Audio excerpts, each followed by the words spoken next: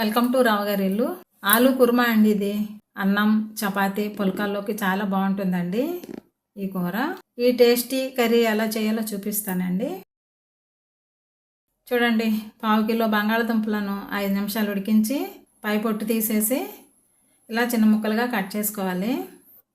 Medium size ఉల్లిపాయను ఇలా సన్నగా పొడవుగా తరుక్కోవాలి. 2 పచ్చిమిర్చి, 1/2 టీ స్పూన్ పసుపు, టీ స్పూన్ కారం, రుచికి సరిపడా ఉప్పు తీసుకోవాలి.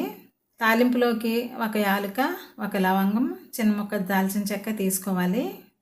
మసాలా కోసం 2 యాలకులు, 1 లవంగం, 1/2 ఇంచు దాల్చిన చెక్క, చిటికెడు జీలకర్ర, 1/2 టీ స్పూన్ ధనియాల పొడి, 1/2 టీ స్పూన్ గసగసాలు, 1/2 టీ స్పూన్కు తక్కువగా అల్లం వెల్లుల్లి ముద్ద తీసుకోవాలి. వీటన్నిటిని కలిపి ముద్ద చేసుకోవాలండి. బాండీలో 75 గ్రాముల నూనె వేడి చేశానండి. నూనె కాగింది. దీంట్లో తాలింపు కోసం తీసుకున్న మసాలా వేసుకోవాలి. 2 సెకండ్లు వేయించాక ఉల్లిపాయలు, పచ్చిమిర్చి వేసి దోరగా ఫ్రై చేయాలి. మంట మీడియంలో ఉంచండి. 3 నిమిషాలు అయిందండి. ఇప్పుడు అల్లం వెల్లుల్లి ముద్ద వేసి పచ్చివాసన పోయే వరకు వేయించాలి. ఉప్పు కూడా ఇప్పుడే కలపాలండి.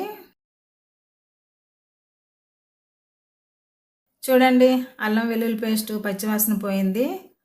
ఉల్లిపాయలు కూడా దోరగా మారాయి. ఇప్పుడు కారం, పసుపు వేసి బాగా కలిపి 1/2 లీటర్ నీళ్లు పోసి మూత పెట్టేయండి. చూసారా, నీళ్లు మరుగుతున్నాయి.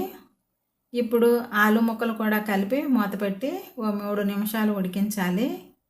మంట మీడియంలో ఉండాలండి. 3 నిమిషాలు అయిందండి. బంగాళాదుంప ముక్కలు చక్కగా ఉడికాయి. ఇలా పులుసులో ఉన్నప్పుడే ముద్ద చేసుకున్న మసాలా వేసి కలిపేయాలి.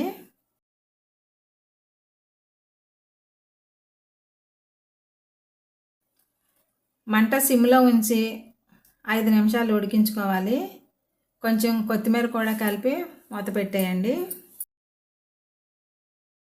5 నిమిషాలు అయిందండి. చూడండి, కూర చక్కగా ఉడికిపోయింది. నూనె కూడా పైకి తేలింది. స్టవ్ కట్టేసి మూత పెట్టేయండి.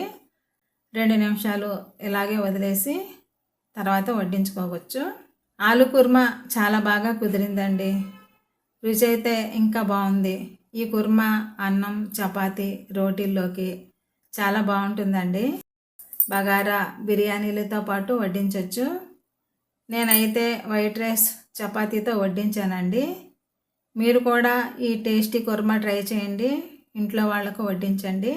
ఈ టేస్టీ రెసిపీ మీకు నచ్చినట్లయితే లైక్ చేయండి, షేర్ చేయండి, సబ్స్క్రైబ్ చేసుకోండి. మరిన్ని రెసిపీస్ కోసం నా ఛానల్ రావు గారి ఇల్లు ఫాలో అవ్వండి. Thank you for watching my channel.